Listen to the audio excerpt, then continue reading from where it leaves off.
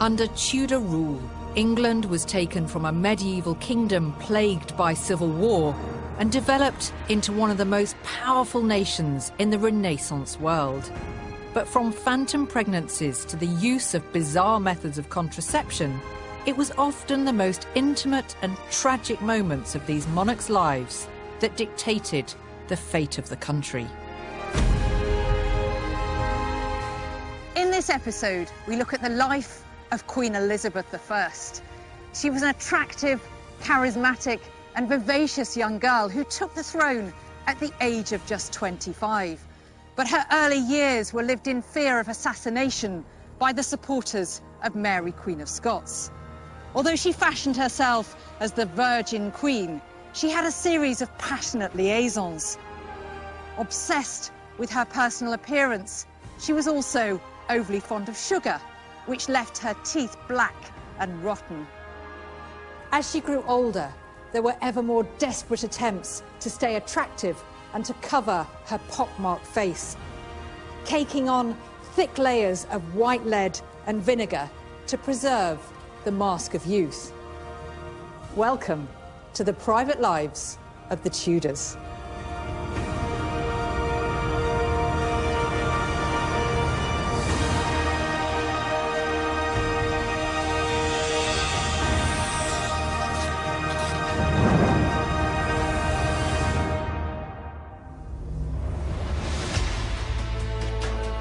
Princess Elizabeth was only third in line to the throne of England. So when her father, Henry VIII, died aged 55 at his palace in Whitehall, the crown passed to her brother, Edward. But not wanting to declare Henry dead, his accession had to be kept a secret. They didn't want to risk people knowing that the country was without a king, so they even had meals delivered to Henry's room to make it look like he was still alive. But 3 days later, on the 31st of January 1547, they announced the death of Henry and proclaimed his son, King Edward VI of England. Aged just 9 and under the charge of the Privy Council, Edward was put into a rigid routine of ceremony and official business, a stark contrast to the glittering world of his father's court. The boy that arrives is a stranger. We know little about him. We see the king really only from a distance and darkly, as it were, through a glass. He has a very strong personality. He's bright. Like all of these children, he's self-confident about himself. But there's also this very cool, detached, very willful personality, almost cold and peremptory. Evidence of this still survives in the king's personal writings. This is now my office at Hampton Court Palace, but it was originally built for Edward VI. And it may have been here that the young prince started his journal, aged about 11. Edward was the only one of the Tudors to keep a diary, but sadly, it's rather lacking in titillating gossip and scandal, as you might expect for something written by someone so young. But it's also lacking in emotion. There's an entry from the day that Edward's favourite uncle was executed, and he simply records, "On this day, the Duke of Somerset had his head cut off on Tower Hill." The journal ends abruptly in 1553, when Edward falls very seriously ill. Edward is stricken with a mystery illness, possibly some kind of chest infection brought on by a recent bout of measles. He is reported to be suffering from shortness of breath and a dangerous fever. His reign is one of remarkably good health. He only has a bout of measles in 1552. That may be the start of things going wrong. It can be a much more serious disease than we often give it credit for being. It might have been tuberculosis, it might have been sweating sickness, but he was only weakened at the end of his life. He wasn't weak from day one. It was his father's greatest fear. Henry had obsessed about protecting Edward from any illness during his lifetime. But after only 6 years, 5 months and 7 days on the throne, Edward was dead at the tender age of 15.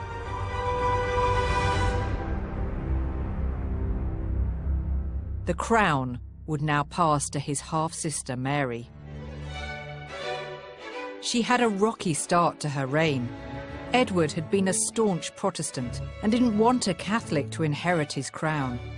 A plot to usurp Mary and place the Protestant Lady Jane Grey on the throne of England very nearly succeeded. But Mary was made of stronger stuff, and the attempt was short-lived. Mary's first priority as Queen is to find a husband, and the man she chooses is Philip of Spain.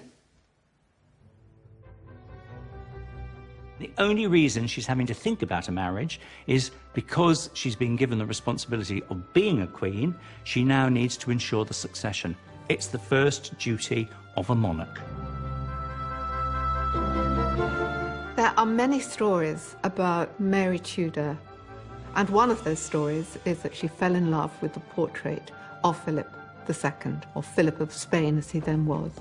Your Majesty, it is my pleasure and honour to present to you this image of His Most Catholic Majesty, King Philip II of Spain. She falls instantly in love with him after seeing only his portrait. She's besotted, but she's also naive, not blessed with good looks, and aged 37 is some 11 years his senior. I trust this is a fair likeness. The artist, Senor Titian, has captured His Majesty most perfectly. He pleases us well. The reality was that the marriage between Mary and Philip was a political marriage, as indeed all royal marriages were. She asked Charles V, Philip's father, who had been her protector for many years, who he wanted her to marry, and it was his son Philip that he urged upon her.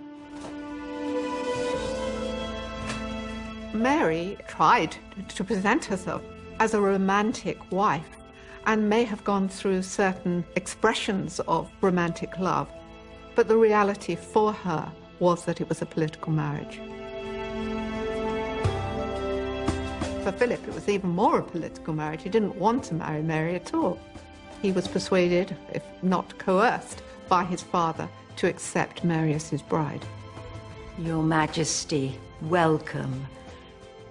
Upon arriving in England and meeting Mary for the first time, Philip finds her repugnant. He confides to a close attendant that Mary is no good from the point of view of fleshly sensuality.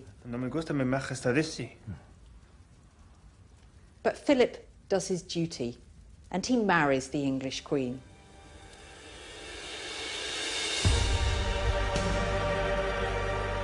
The marriage, when it happens in July 1554, goes quite well, really. Philip, he knows he's buying a woman who's past her best. Philip had been married before and he'd fathered a son. This gave Mary hope that she could conceive a son for herself. There was also a large age gap between them. Philip was then 27 and Mary 38, so time was running out for him. She was very keen to get the marriage started and to share Philip's bed. Within days of her wedding to Philip, Mary believes she is pregnant. As the weeks progress, she shows all the signs, including morning sickness and a swollen belly. When the 9th month approaches, she enters her confinement at Hampton Court. Everything has been prepared for the royal birth.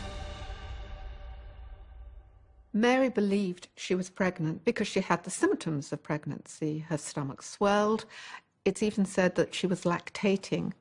She felt nauseous, and even her doctors were convinced that she was pregnant. The whole realm thought that Mary was pregnant.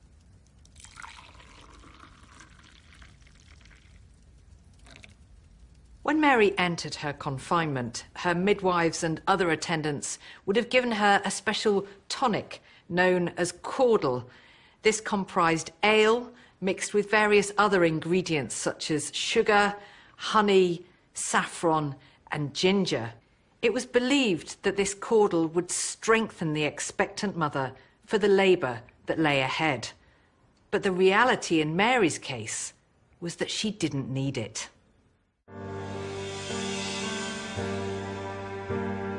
At this stage, there is no way of knowing you're pregnant for sure. The sort of pregnancy tests that we have today, way in the future. Very difficult to know if you're definitely pregnant. Very easy to mistake pregnancy for a whole host of other things. In November, she thinks that she can feel the baby quicken inside her. She takes her chamber in May. This is when you depart into your private apartments and seal yourself off, which was a normal thing for a wealthy Tudor woman to do.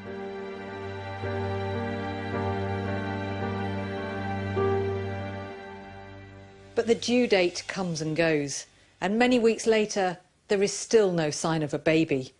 Mary's stomach decreases in size, and it becomes obvious that it was a phantom pregnancy. It has to be said that Mary was not the only woman in the 16th century who did have symptoms of pregnancy when they were not, in fact, pregnant. Phantom pregnancy is actually a known medical condition. It's basically where a woman is so desperate to get pregnant that her body is actually deceived into thinking that she is pregnant. Very sad because, of course, Mary is made fun of by lots of people after the pregnancy is discovered to be false. Must have been a terrible tragedy for her. Not only did she have to suffer the public ridicule, but she was also seemingly abandoned by her husband. One of the things that happened as a result of her failing to bear a child was that Philip then left England, and for over a year she was without him, begging him to return, knowing that she couldn't fall pregnant without him. So on a personal level and a dynastic level, it was a terrible blow for Mary as queen and as a woman.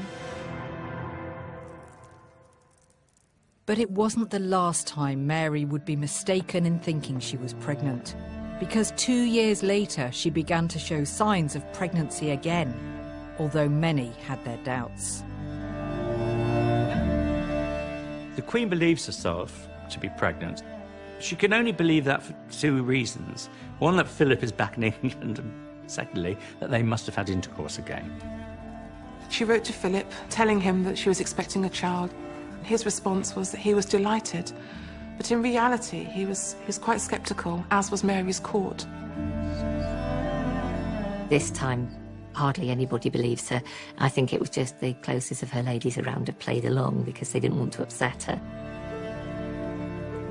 The gentlewomen of the Privy Chamber don't seem to treat her as if she's pregnant.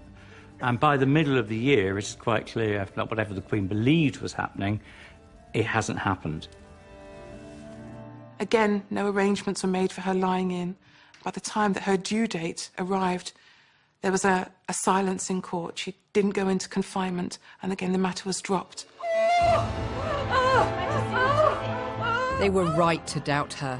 Mary wasn't pregnant, but she may have been gravely ill.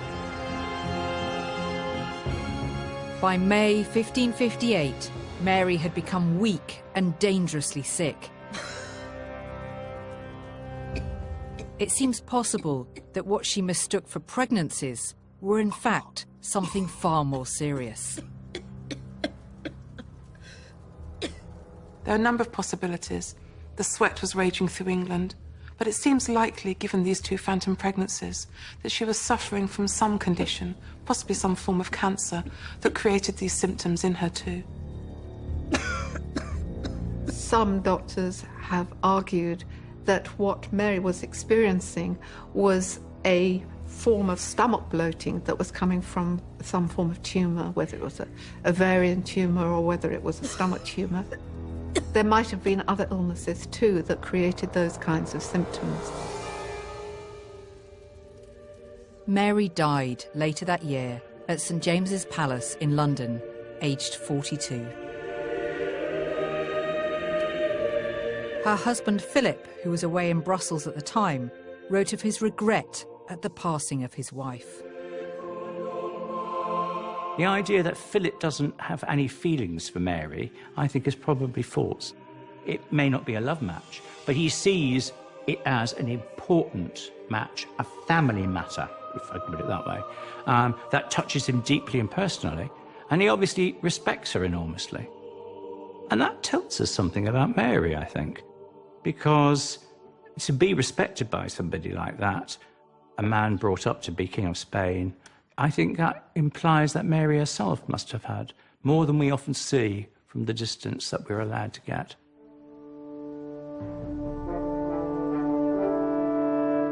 It had taken the death of both her younger brother and her older sister, but it was finally time for Elizabeth to take her turn on the throne. Aged 25, Elizabeth was greeted with open arms by her subjects. As she paraded through the city on the eve of her coronation, she was met by enthusiastic and adoring crowds. This was the start of England's golden age. She was attractive, charismatic, and vivacious. And by the time she became queen, Elizabeth had already won the love of her people. But alongside the celebrations that accompanied her accession, there was an underlying unease among her new subjects that they were once again being ruled by a woman.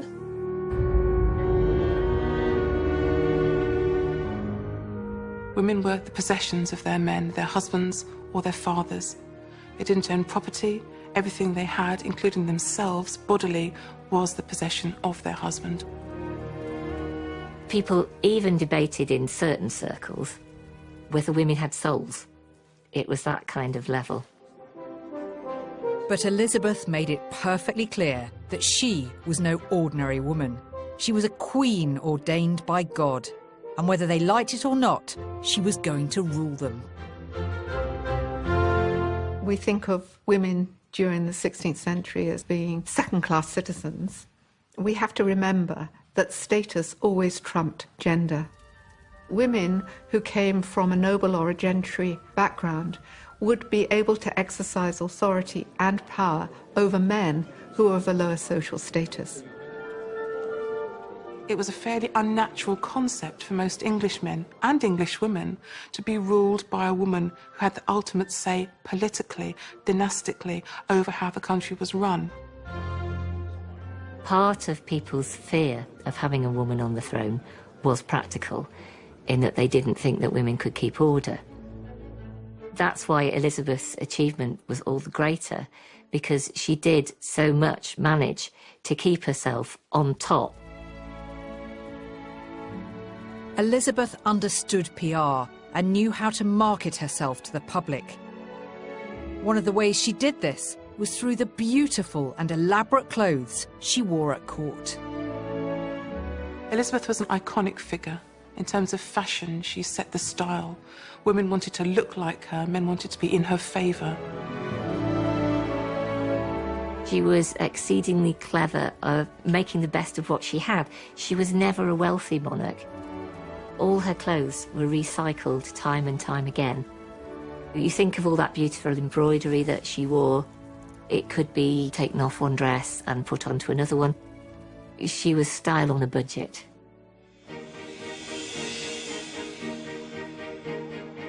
To better understand how Elizabeth would have dressed, I've come to meet collections curator Larry Lynn in the costume department of Hampton Court Palace. I want to get some first-hand experience in what it would have been like to wear one of her exquisite dresses. But to do that, I need to get out of my 21st century clothes and into some historic underwear. So I'm all set in my Tudor undies, and do your worst now. This very unassuming layer is very, very important. So you're in your linen smock that absorbs the sweat of the body and keeping the outer garments clean. Most people would have changed their linens weekly. But as a member of the royal family, you're changing it many more times than that, possibly several times a day. It's quite a cumbersome procedure, isn't it? But I have to say, it feels nice. I suspect the other layers aren't going to feel quite as comfortable, but should we get started? Absolutely. So the next layer is your bodies. The Elizabethan bodice was a type of corset worn by the women of the age. What the Tudors didn't do was to get into their bodies straight away and just lace it up, and that was that. They would do it in increments, because the whalebone that's in these bodies would have warmed with your body heat. So it actually changes shape to your body? Yes, and becomes a bit more comfortable and a bit more pliable. Now, you say whalebone, they're not real whalebone, surely? They don't go out hunting whales just in the name of fashion. In the 16th century, the great voyages of discovery are crossing the Atlantic and finding these huge whale fisheries, and they're bringing back all this whalebone. Whalebone during the Elizabethan period was a highly prized commodity, so much so that it was considered a royal fish, meaning that to this day, any whale found in English waters belongs to the monarch. Elizabeth is dressing not only for fashion, but to project her might and the power of her expanding empire. And so she wants to show all of these wonders. And what better way than to use whalebone in as many different ways as possible. Next to go on is the bomb roll, a kind of padded cushion often filled with feathers and tied around the waist so it hung at the back. This would act as a support for the hooped skirt, known as a farthingale, which would have been stiffened with either bone or cane to add the rigid shape we often associate with Elizabethan women. Now I've got the farthingale and the bum roll, I'm beginning to get a feeling of what it must have been like to be a larger lady, and just the way I'm holding myself, I have to put my hands in front. You can't stand with them by your side because it's uncomfortable and probably looks a bit stupid. You can suddenly understand why the Tudors are in the postures that they are. Tudor portraiture always shows the ladies with their hands sort of crossed or holding something. The next layer is the petticoat, followed by the elaborately decorated outer garment.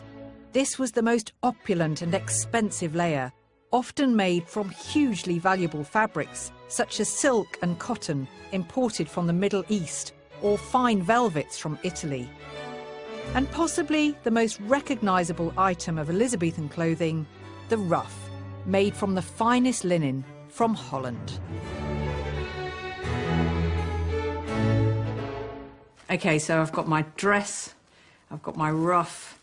Where's the bling? I need some jewellery. Elizabeth loved her diamonds and pearls and rubies. Can we have a little bit of that, perhaps? Elizabeth was particularly keen on her pearls and is seen wearing them in many of her portraits. This was because they were considered to be pure and were used in Tudor symbolism to represent virginity. She had a huge collection of jewels. Many of them she'd inherited off her father from his many wives. One ring that we know is missing from your fingers now is a locket ring that she was found wearing when she died. It was a jewelled ring like any other, but it opened, and inside was a silhouette of herself, but also a lady in much earlier Tudor dress, looking very, very much like the portraits that we know of Anne Boleyn. So before we're quite finished, there is the pièce de résistance, the crowning glory, of course, the wig. Thanks to my able sisters here, I have all of my outfit complete, my wig, my jewels, my beautiful gown and what lies underneath. I'm ready to sally forth into court, am I not?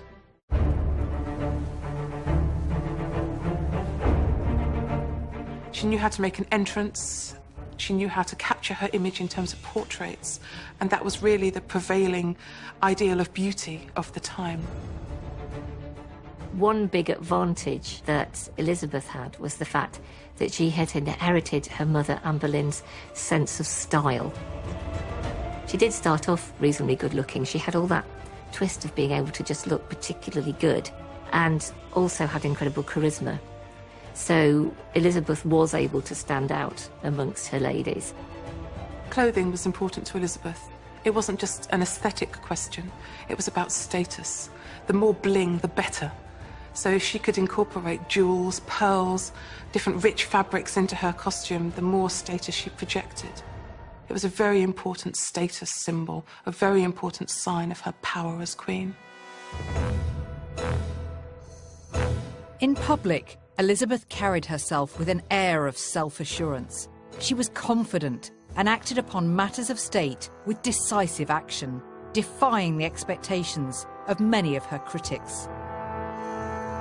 But for the more cynical members of her court, there could be only one reason for her display of strong leadership.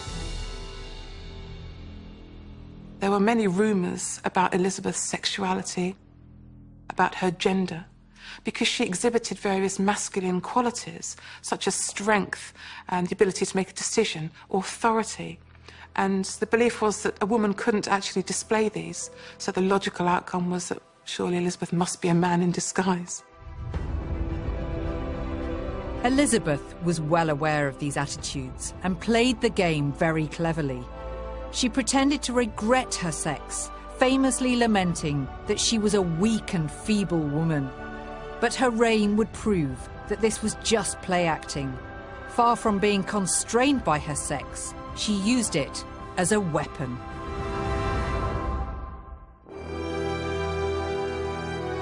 Elizabeth used her sexuality at court for certain because it was a function of her gender.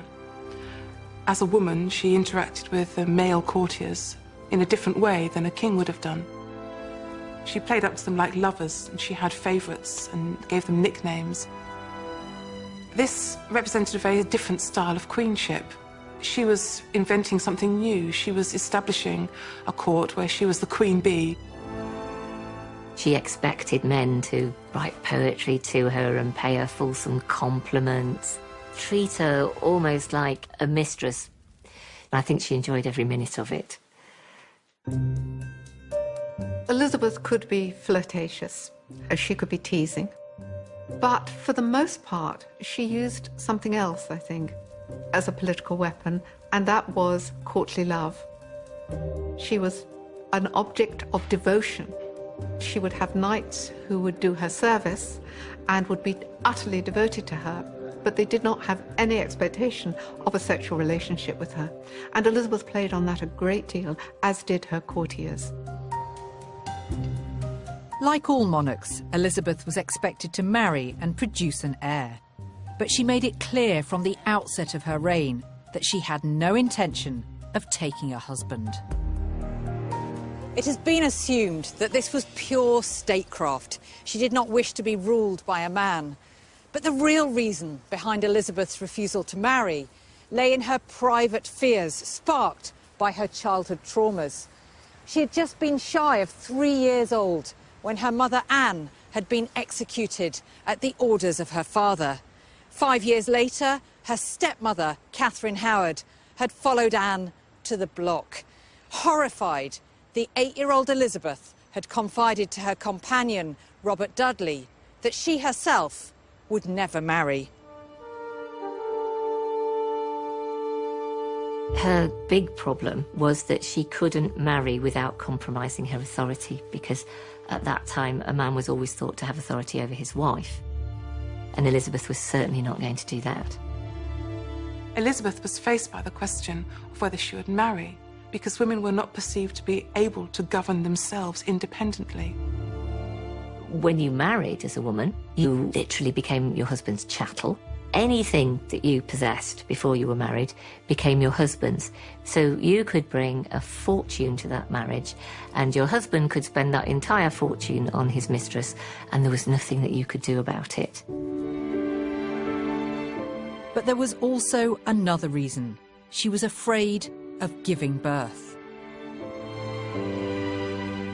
Elizabeth had seen the dangers of pregnancy and childbirth firsthand. She had experienced the death of her stepmother, Catherine Parr, during her teens, and she knew that that was something that could derail her from the throne. It also meant if she married, she'd have to give power to her husband.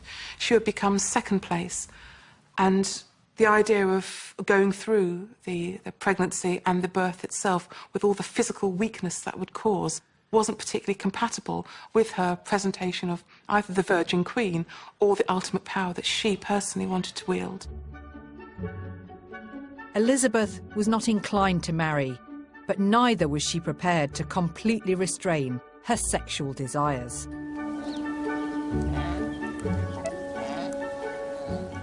Whether or not Elizabeth I was really the Virgin Queen has been one of the most hotly debated subjects in history. Although her iconic image was rooted in her virginal state, rumours about her sexual misconduct with a whole host of men were forever breaking out.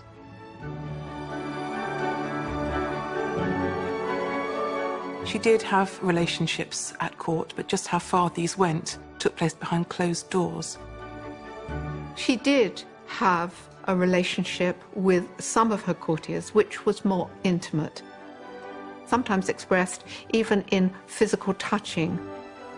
It was erotically charged, and this created a style at her court which was obviously very different from that of her sister or her brother, and indeed even that of Henry VIII. Among Elizabeth's many flirtatious relationships with her male courtiers, the one that inspired by far the most gossip was that with her long-standing confidant, Robert Dudley. Friends since childhood, by the time that Elizabeth became queen, they were inseparable.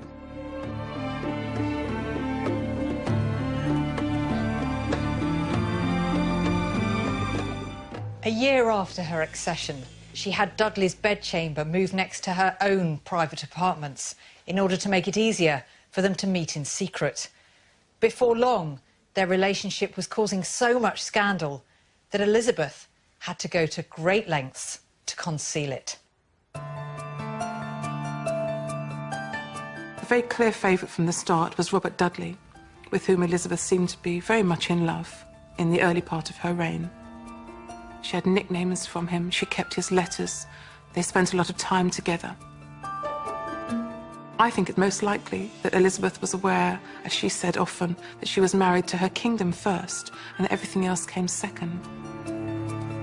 That possibly she had to subjugate the personal into the dynastic, the political, was prepared to have emotional connections, but not necessarily physical ones. What made their relationship all the more scandalous was that Dudley was already married.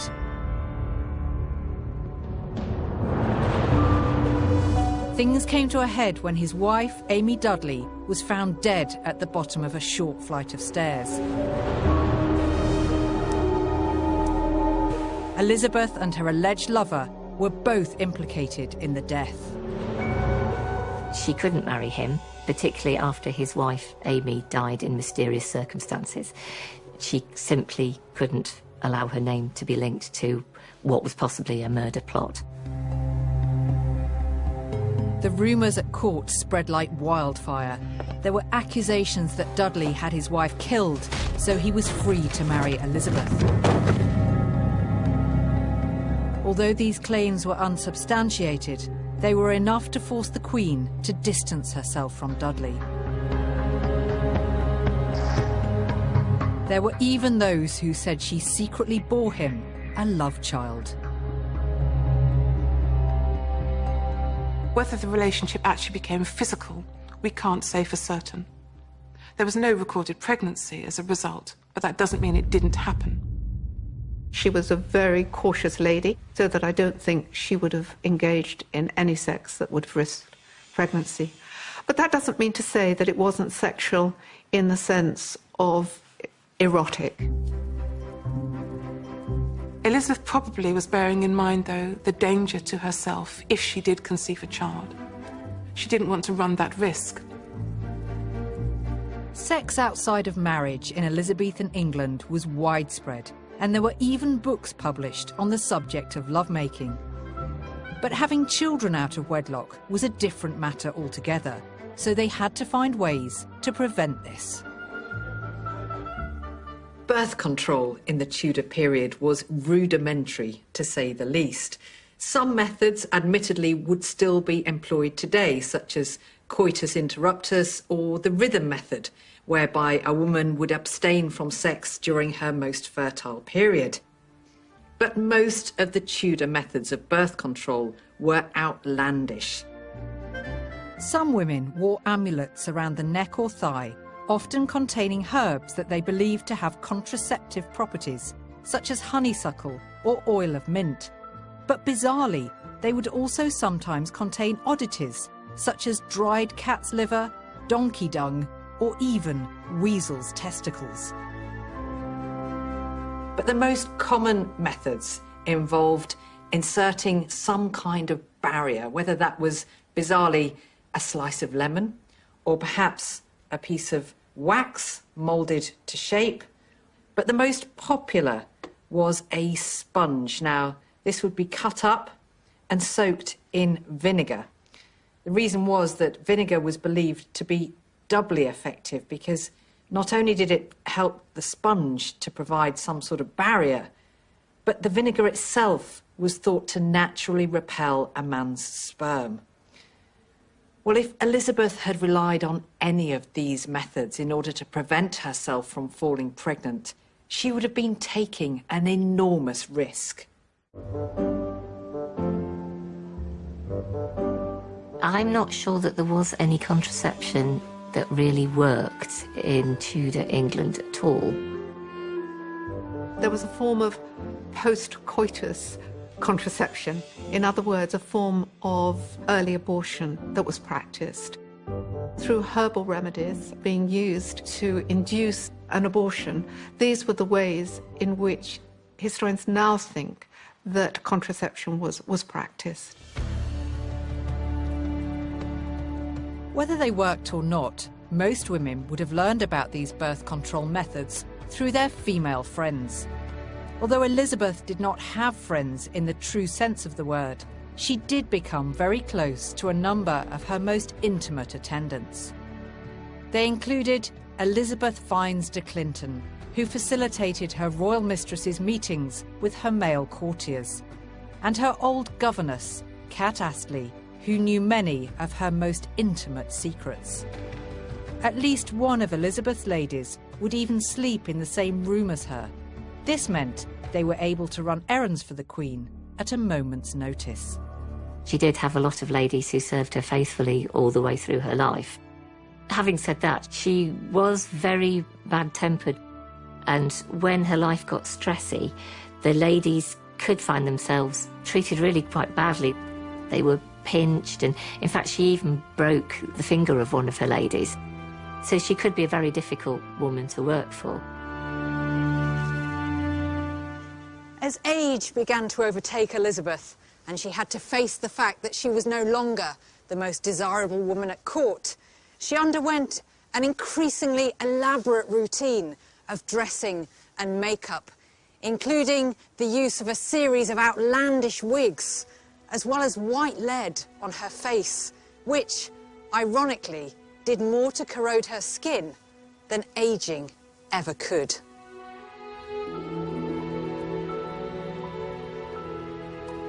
Elizabeth notoriously took a long time to get herself ready, to make herself presentable. It was very much a theatrical process. She would have had her ladies ready to help prepare her skin. She would use various compounds in order to make it whiter, to make it softer, and also to hide the blemishes which she had as a result of smallpox. But Elizabeth's looks also fell victim to her ever-expanding empire. This was the age of discovery, and things that were once rare delicacies were now commonplace in the royal court. Elizabethan explorers were bringing back sugar in greater quantities than ever before, and nobody benefited more from this than the Queen herself. Elizabeth was said to eat sparingly, but she had an incredibly sweet tooth. She would add sugar to everything, not just cakes and chocolates, but to wine and even salads. And to make matters worse, Elizabeth used honey to clean her teeth. Well, not surprisingly, those teeth soon started to rot and fall out, which made Elizabeth's appearance change. Her face seemed rather gaunt. So she used what were known as plumpers, pieces of cloth that she would stuff into her cheek to make herself appear as she did before. Well, these had another advantage, because the plumpers would first be soaked in some sweet-smelling oil or potion, which helped to offset the stench of Elizabeth's foul breath. Towards the latter part of her life, Elizabeth was practically bald and toothless. A secret that the young Earl of Essex accidentally discovered. The audacious Earl, who was more than 30 years her junior, played court to her like a lover, and Elizabeth was obsessed with him. But their liaison came to an abrupt end when he burst into her bedchamber early one morning. Who's there? Your Majesty, it's the Earl of Essex. How dare you come here unannounced? Get away from here! He was aghast to see her stripped of her usual thick makeup and wigs.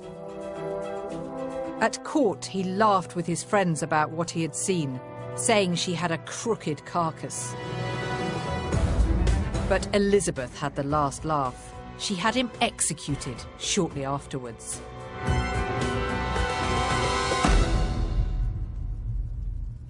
This is a time when no person of any standing is ever left on their own. You are always surrounded by people as a sign to how much influence you have. So private life wasn't ever really in it for them.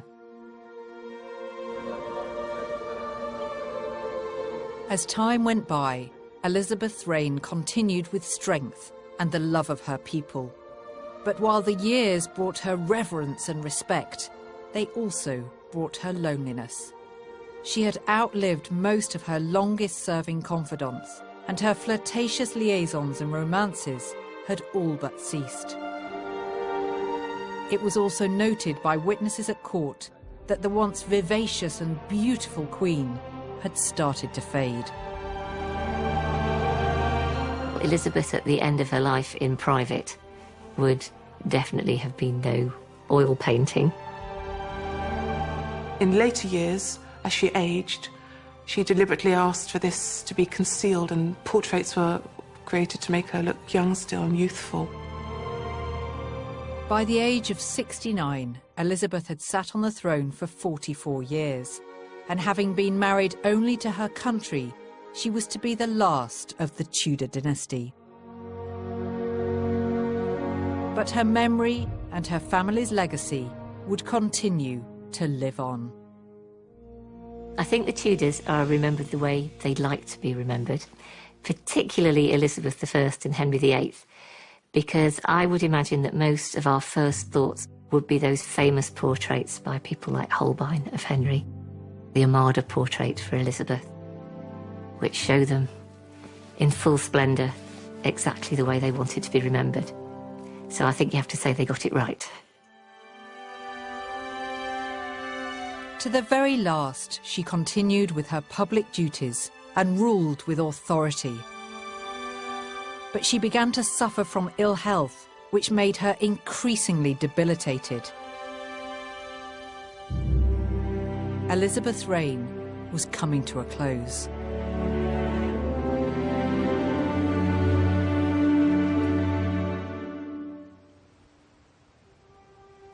She died in her private bedchamber at Richmond Palace in March 1603, surrounded by only her closest female attendants.